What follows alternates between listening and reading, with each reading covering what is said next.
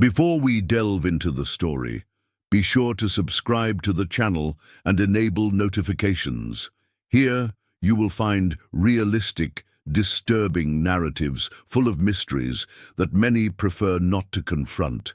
And while you settle in, tell me in the comments, where are you watching from? Some places hold secrets that should never be revealed. The house stood atop the hill like an open wound in the Pennsylvania countryside landscape. There were no fences, no for sale signs, or any sign of official abandonment, yet no one approached. The exterior walls had stood for almost 20 years, but had never received a final coat of paint. The raw concrete absorbed the moisture from the morning mist, darkening in irregular patches that resembled human shadows, frozen in time. Daniel Mercer parked the pickup truck on the dirt shoulder and turned off the engine. The silence that followed was unnatural.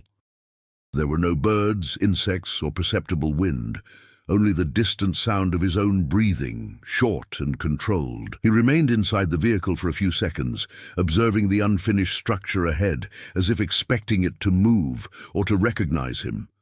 That construction had consumed everything his family owned. Daniel didn't go back there out of curiosity. He went back because he couldn't sleep anymore. Because every night I dreamed of corridors that didn't exist in the original plans, doors that appeared where there had once been walls, and a persistent sound of hammering that never stopped. In the dream, someone was always working on the house. I never saw their face, only hands dirty with cement, repeating the same movement as if time were frozen. The conflict didn't start with him. In the 1990s, the Mercer family was known in the region for its stability. Daniel's father, Harold Mercer, was a contractor, a practical, respected man who followed rules and deadlines with almost religious obsession. When he decided to build his own house, everyone assumed it would be a simple project, a symbol of late success. But from the beginning, something derailed the natural course of the work. The first workers quit after a few weeks. None gave clear explanations. One of them left his tools on the ground and left without collecting his pay. Another claimed that the site didn't want to be fenced off. Harold replaced the team several times, always with the same result: inexplicable delays, structural errors that appeared out of nowhere, measurements that didn't match even after repeated checks. Daniel, still a teenager at the time, observed everything from a distance. His father didn't talk about it at home. He simply worked longer hours, returning covered in dust, with sunken eyes and an increasingly unstable mood. His mother began to avoid looking out the window overlooking the hill. Doubt crept in one morning when one of the interior walls was simply no longer where it should be. There were no signs of collapse, no debris. It just wasn't there. Harold tried to correct the mistake without filing a police report. He bought new materials, redid the blueprint, adjusted calculations, but the house seemed to resist any attempt at completion. Each advance was accompanied by a silent regression. Doors that didn't align, steps that led nowhere, an entire room that never looked the same on 2 consecutive visits. The construction was never officially halted. There was never a formal complaint. Even so, suppliers refused to deliver materials to the address. Drivers said they felt nauseous when driving up the road. A municipal inspector requested a transfer after a single inspection, citing personal problems. When the family finally abandoned the project, the house remained there, too large to be ignored, too incomplete to be used, a concrete skeleton exposed to the seasons. Years later, Harold Mercer died abruptly, a victim of heart failure at another client's construction site. Daniel inherited not only the surname, but the silent weight of that never-completed project. Now, standing before the house, he felt something different from ordinary fear. It wasn't terror.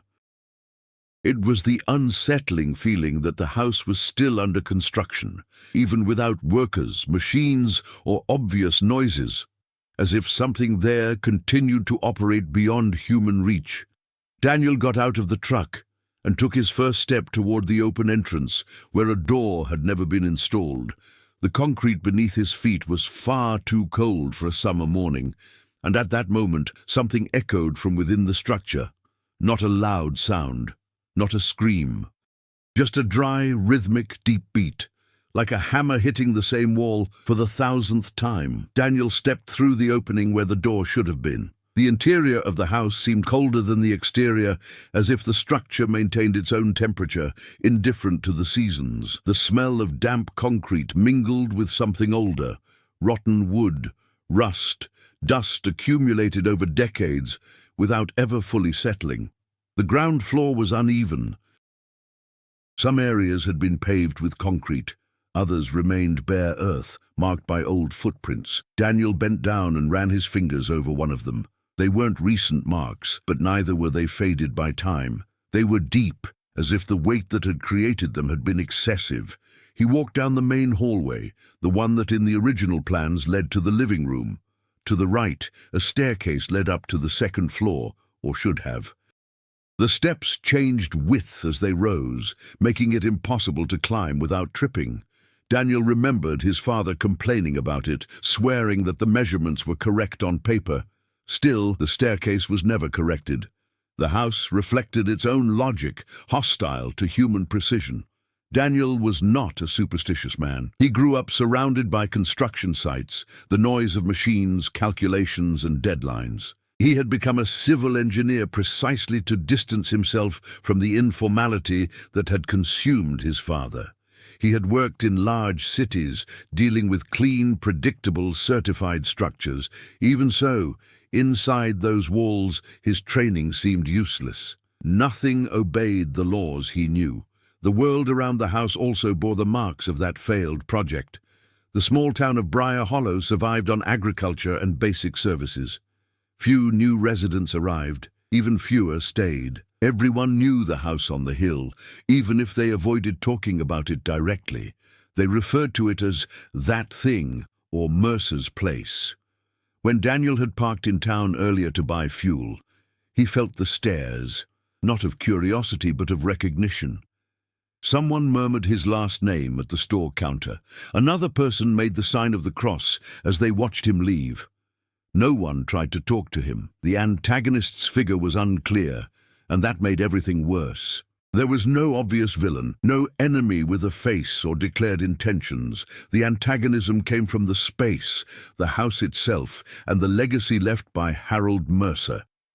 A man who, according to local records, had bought that land, ignoring an important detail. Until the 1940s, it had housed a short-lived rural psychiatric hospital, closed after a series of unexplained deaths and suppressed complaints. Daniel had only discovered this months earlier, while reviewing old documents at the state registry office. No modern map indicated the hospital, no historical plaque, only incomplete reports, blurred signatures, and the repetition of the same phrase on different forms, unstable structure. Inside the house, Daniel arrived at a large, windowless room, originally planned as a dining room. In the center, there were circular marks on the floor, as if something heavy had been dragged repeatedly. He walked around them, attentively. Each step echoed differently, as if the floor had varying densities. Secondary characters began to emerge in his mind, not as memories, but as presences connected to the place. Former workers, inspectors, neighbors, all had disappeared from the official narrative, but left indirect traces, transfer requests, sudden changes, deaths recorded far away. The house not only drove people away, it silently consumed them. Daniel climbed part of the crooked staircase to the intermediate landing. From there, the second-floor hallway stretched longer than it should have. The plans called for 3 bedrooms. There were at least 5 visible doors. Some were boarded up. Others, wide open, revealed spaces too dark for the dim light that filtered through the cracks. The environment was beginning to impose decisions. Daniel perceived this with uncomfortable clarity. Every step required a choice. Every choice seemed to be under scrutiny.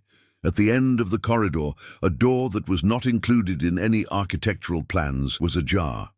From inside came the same sound she had heard from outside. Beat, break, beat, regular, persistent, as if anyone were still working. Daniel walked down the second-floor hallway without touching the walls. He had the feeling that any prolonged contact could trigger something, not a collapse, but a reaction. The air grew heavier with each meter, as if saturated with old dust and interrupted breaths. The half-open door at the end of the corridor didn't creak. It didn't move with the air. It remained still, firm, contradicting the expectation of an unfinished building. Daniel pushed it open carefully. The room was narrow, too deep to fit that floor plan. The walls showed no signs of windows or wiring. The floor was covered in a thin layer of grey dust, except for a clean central area, as if someone swept that space regularly.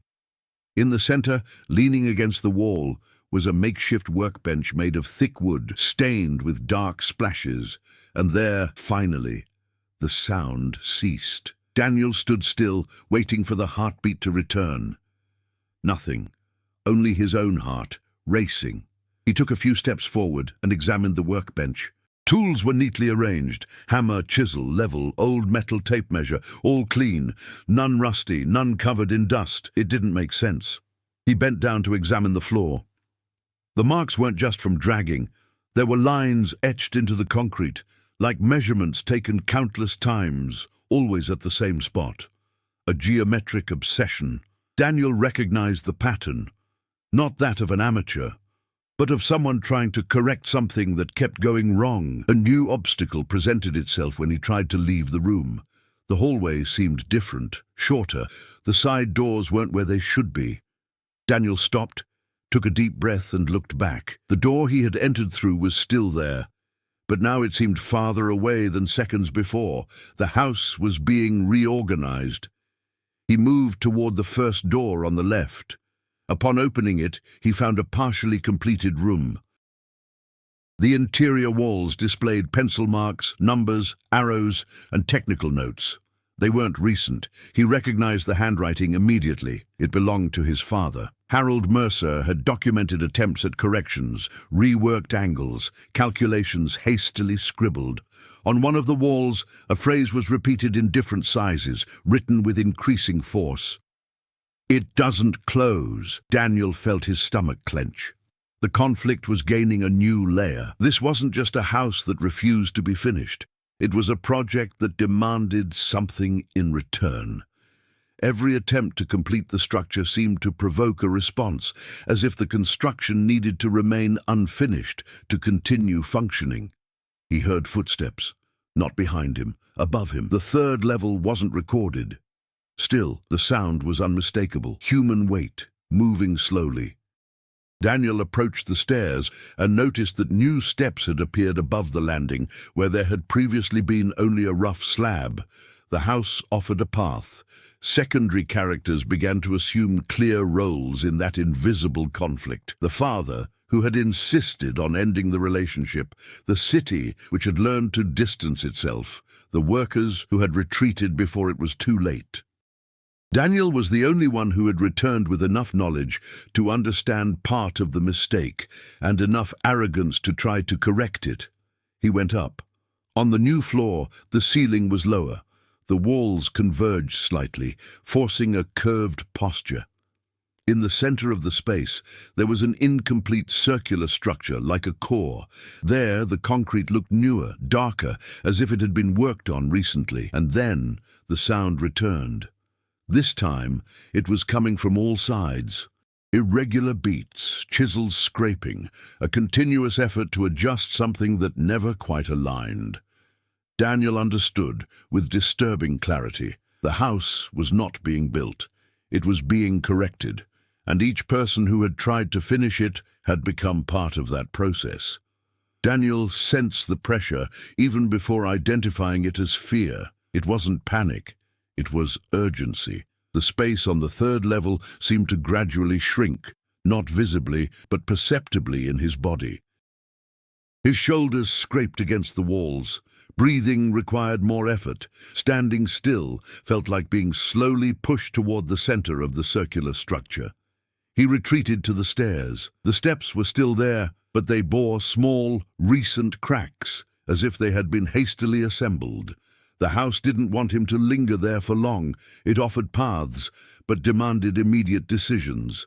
Daniel went downstairs. On the second floor, a door that had previously been closed was now open.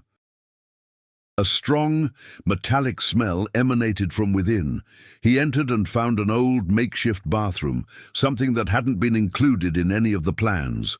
On the floor, marks of dried water formed irregular patterns. On the cracked mirror, someone had written with something dark, possibly dried blood, "If you stop, it continues." The subplot was beginning to unfold. No one there had been merely a passive victim. Each person involved in the project had been forced to choose between abandoning the work or continuing to work to contain something that insisted on advancing. The house didn't grow on its own. It reacted to the interruption. Daniel remembered a forgotten name, Frank Holloway, a former foreman who had worked with his father in the early months. Frank had disappeared without a police report. Officially, he had moved to another state. In practice, no one had ever seen him leave town. As Daniel left the bathroom, he heard something new, breathing. It came from the ground floor. He went downstairs quickly, ignoring the growing discomfort in his joints. The house seemed to demand constant movement, as if inactivity were a serious flaw in the process. Downstairs, he found the source of the sound, a small side room previously non-existent, with lighter, almost recently built walls. Inside, there was a thin mattress, worn tools and fingernail marks on the wall, lined up at the height of a kneeling man. Frank hadn't left. Understanding brought another layer of horror. The antagonism was not only in the house, but in Thessalon's agreement that had formed over the years. Each person who had stayed there too long had helped to maintain the incomplete structure, functioning as an improvised containment. The work could not be finished, but it also could not be abandoned completely. Time pressure brutally set in when Daniel heard, coming from outside, the sound of an engine shutting off. Someone had gone up the road. The city wasn't sending help. It never had. Whoever it was, they were approaching without knowing where they were going. The house reacted. The banging became faster. Interior walls began to show cracks that closed on their own seconds later. A corridor stretched toward the entrance, as if inviting or attracting the newcomer. Daniel ran to the nearest window. He saw an old pickup truck pulling up. A man got out, examining the structure with cautious curiosity. A real estate agent, perhaps, or someone who was lost. The subplot concluded with cruel clarity. The house needed people. It needed continuity. It always found someone to replace those who failed or ran away. Daniel understood that his presence there was not a casual return. It was a summons. His technical knowledge made him too valuable to be ignored. The club recognized him as someone capable of correcting the mistake or of becoming a permanent part of it. The banging stopped abruptly. For a moment, everything went silent, and Daniel understood that the house was waiting for his decision. Daniel ran down the last few steps. The silence was worse than the noise. No knocks, no breaths, no structural creaks. The house seemed suspended, as if awaiting a command. He reached the entrance just as the man in the pickup truck crossed the non-existent threshold of the door. "Hey!" Daniel shouted, his voice distorted. "Don't go in there!" The stranger stopped, confused, but it was too late. The house reacted to the human sound like an organism awakening. The floor vibrated slightly. The opening behind the man narrowed a few centimeters, imperceptible to the untrained eye, but too clear for Daniel. The visitor introduced himself quickly. His name was Evan, a real estate appraiser, hired by a bank who had been trying for years to understand why that property never went to official auction. He talked as he walked, touching walls, noting measurements. Exactly as all the others had done, Daniel tried to pull him back out. The door it no longer existed. In place of the open space, there was a smooth, newly molded wall, still damp. The tipping point arrived with silent violence. Evan panicked, punching the concrete and yelling for help. Each blow produced a deep response in the structure, as if the house absorbed the force with technical pleasure. Daniel forcefully pushed him away. "Don't fight it," he said, not realizing when he had begun treating the house as a conscious entity. "It only makes things worse." They retreated to the center of the ground floor. There, Daniel noticed something he had never seen before. A circular opening in the floor, partially covered by an old, corroded metal lid with almost faded hospital markings engraved on it. The symbol confirmed the revelation that changed everything. The house had not been built on the old hospital. It was built to Celalo. Daniel forced the lid open. The smell that rose wasn't of mold or sewage. It was clinical, old antiseptic mixed with decay. Below, a staircase descended to an underground level non-existent in any official record. There were the corrections that never worked. The psychiatric hospital had been hastily closed after failed attempts to contain patients considered structurally unstable, individuals who reacted violently to enclosed environments, deforming spaces, breaking proportions, and causing collapses without a clear physical cause. The improvised solution was to isolate the place, fill corridors, erect walls, and bury entire wings. But something remained active. Harold Mercer hadn't chosen the site by chance. He had been informally hired to erect a structure that could never be completed, because the final finishing would mean seal permanently what lay beneath, something that, according to internal reports, could not be completely contained. The house needed to remain in progress, always. Daniel descended a few steps of the underground staircase. The walls down there were old, stained, scratched by human fingernails. He recognized the distorted logic. Every attempt to finish the house was interpreted as a threat of total closure. The response was resistance, expansion, consumption. The father's death was no accident. He had tried to end it. And now, the house had brought Daniel back to complete the role that Harold had failed to fulfill, maintaining the balance between construction and ruin. Evan screamed. Daniel turned around in time to see the floor slowly close beneath the evaluator's feet, pulling him toward the center of the structure where the concrete was still fresh. The house had chosen. Daniel could try to save the man, or assume once and for all the place that had always been reserved for him. Daniel pulled Evan forcefully, tearing the appraiser's shirt as the concrete tried to close around his legs. The house's resistance increased immediately. The walls vibrated, not with fury, but with correction, as if the gesture had been registered as a structural error. The ground gave way in another spot. Daniel lost his balance and fell to his knees. The pain was dry, functional.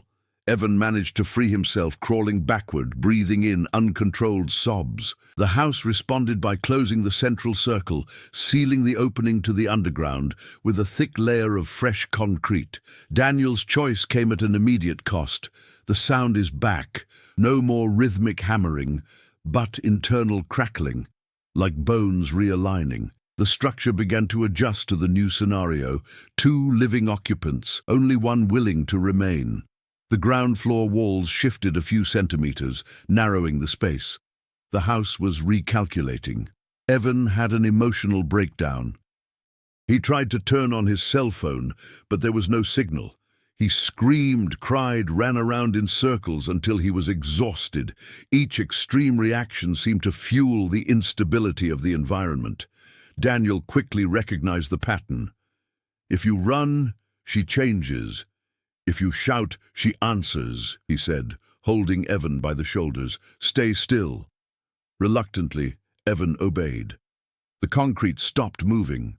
The character's emotional reactions became part of the house's mechanism. Fear accelerated change. Calm slowed it down. The building didn't feed on people. It fed on attempts to control. Daniel began to act with calculated coldness. He walked slowly to one of the newly formed walls and touched it carefully. It was still warm. The house reacted with a microcrack which closed seconds later. She was alive in a functional sense, not a biological one. The cruelest consequence was psychological. Daniel understood that he couldn't simply leave with Evan. The house would only allow one release, and only if the balance was maintained. 2 survivors meant a risk of total abandonment. 1 needed to stay. Evan realized this without Daniel needing to explain. His eyes scanned the space, the sealed wall, the vanished staircase. "You knew," she said, her voice faltering. "You already had an idea about this." Daniel did not answer. The house offered an indirect solution. A corridor slowly began to form toward the old entrance. It wasn't a complete opening, but a possible path, too narrow for 2 men to pass side by side. The message was clear. Evan tried to argue, to negotiate, to promise silence. None of that mattered. Words had no weight there, only actions. Daniel led Evan to the beginning of the corridor. Each step forward caused the concrete behind them to close in like a physical countdown. At the end, a sliver of natural light appeared, the exit. Evan hesitated. He looked back at Daniel, at the house that now seemed stable, silent. "And you?" he asked. Daniel remained motionless. When Evan stepped through the opening, the corridor instantly slammed shut, sealing the passage with a definitive snap. The house became quiet. The sound stopped completely. Daniel was alone again. The ultimate consequence became brutally clear. By saving Evan, Daniel had accepted the role that the house had always reserved for a Mercer. Not as a victim, but as operator, someone who would remain there, keeping the process incomplete, preventing total closure, and in doing so, preventing something worse from emerging from underground. Balance had been restored, at the cost of their freedom. The first few days passed without a clear sense of time. Daniel tried to measure the hours by observing the light that entered through irregular cracks, but even that proved useless. The house filtered the day according to its own needs, not according to the clock of the outside world. He stopped trying to leave. That was the first real change. Upon accepting the situation, the structure responded almost immediately. The creaking ceased for extended periods. The walls stopped moving abruptly. The environment became stable, not comfortable but predictable. Daniel understood that the house didn't demand suffering, only conscious continuity. He started working. Not like his father had worked, trying to finish, align, finalize. Daniel began to observe the points of tension, where the concrete overheated, where recurring cracks appeared, where the sound returned, weak, insistent.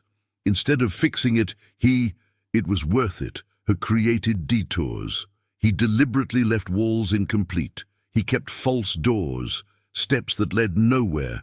Every decision was practical, none was symbolic. Growth came when Daniel realized he wasn't being tested by the house. He was being trained. The reactions became more subtle, almost didactic. A miscalculation produced a minimal shift. A correct answer kept the silence going for days. He descended back down to the underground level when the house allowed. He didn't force it. He waited until the opening appeared on its own. Down there, he found areas permanently sealed off, others kept accessible. On one of the old hospital walls, there were inscriptions made by different people over the decades. None of them asked for help. They were all instructions. Daniel began to understand the place's true purpose. The hospital had never tried to cure those patients. It had tried to contain them. When it failed, the outside world chose to forget. The house had been the last layer of containment, imperfect by design, dependent on human presence to function. Daniel's overcoming didn't come from courage or emotional sacrifice. It came from functional acceptance that some structures don't exist to be solved, only to be kept under control. He adapted his routine. He slept in short cycles. He fed himself with supplies that the house seemed to preserve better than the outside world ever could. Tools never rusted. The water never stagnated completely. Daniel stopped wondering how long he would be there. He started thinking about as I would stay. The defining moment of growth came when he heard, for the first time since Evan left, footsteps coming from outside. A car in the distance, a curious presence approaching the hill. The house reacted with anticipation. Daniel didn't run.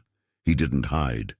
He walked calmly to the point where he knew the structure needed intervention. He adjusted an interior wall, diverted a corridor, reinforced an incomplete core. The footsteps outside faded into the distance. The house remained stable. Daniel then realized that he was no longer just someone trapped there. He had become an active filter between the world and what lay buried. A conscious operator, capable of deciding when the house would call someone and when it would remain invisible. He hadn't won the house, but I had learned to live in sync with her. The house began to change its behavior. It wasn't sudden movements or violent sounds. It was something more dangerous. Own initiative corridors began to form without Daniel initiating them. Small adjustments emerged during rest periods, as if the structure were testing new configurations on its own. Daniel realized the risk immediately. The house could not learn to sustain itself without a human operator. If it reached that point, nothing would prevent it from completely shutting down or completely opening up whatever was below. Both options were catastrophic. He returned to the underground level more frequently. The inscriptions on the walls began to make sense when read together. They were records from previous operators, scattered across time, each describing similar failures. A pattern emerged with alarming clarity. They had all failed by trying to distance themselves too much emotionally. Absolute control led to stagnation. Stagnation led to a violent reaction from the sealed core. Daniel needed to keep the house incomplete and dependent. Tensions rose when clear external signs emerged.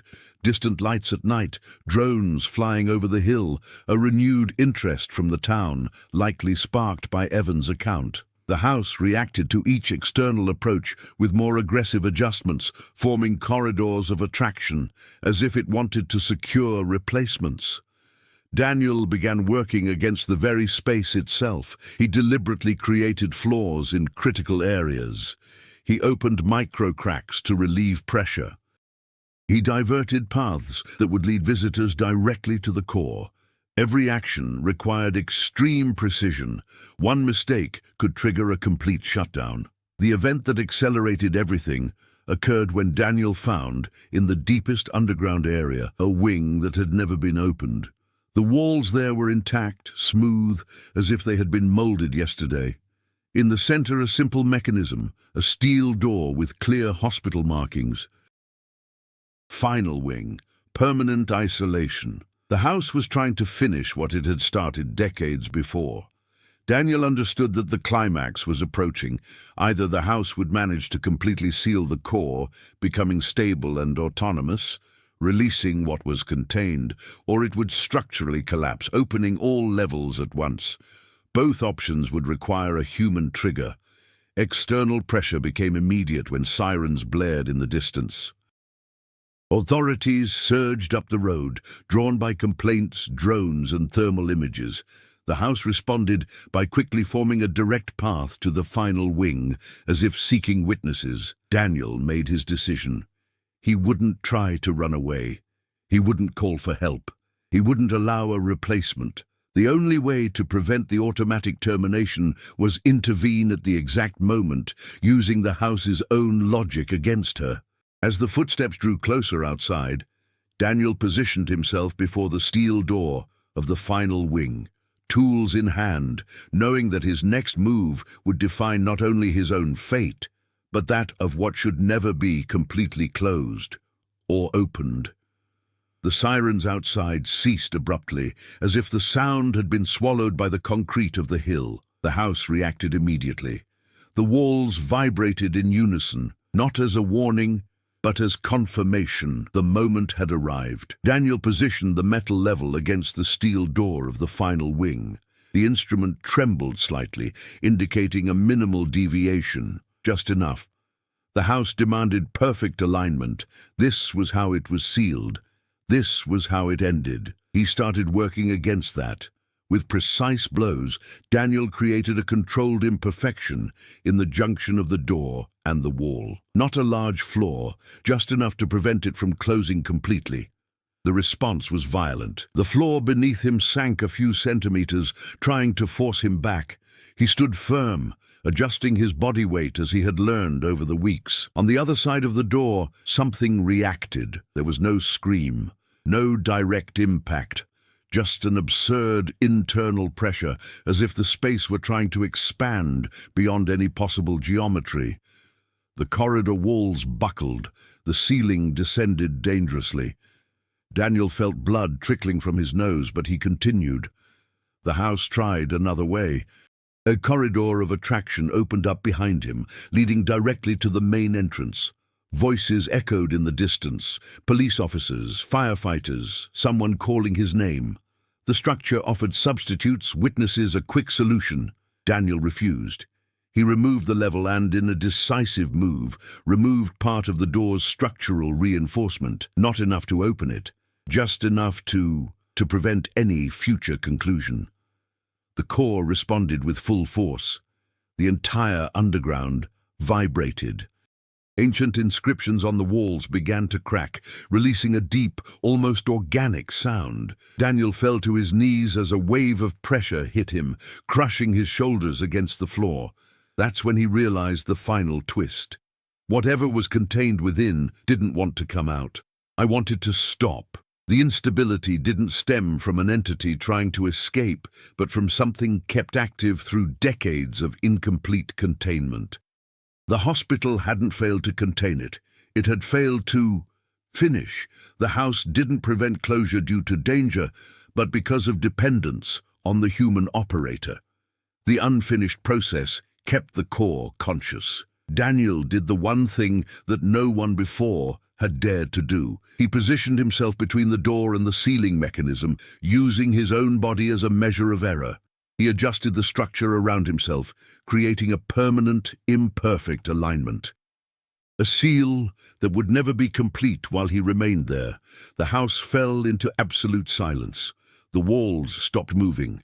The attraction corridor collapsed. The outside voices ceased, replaced by distant confusion.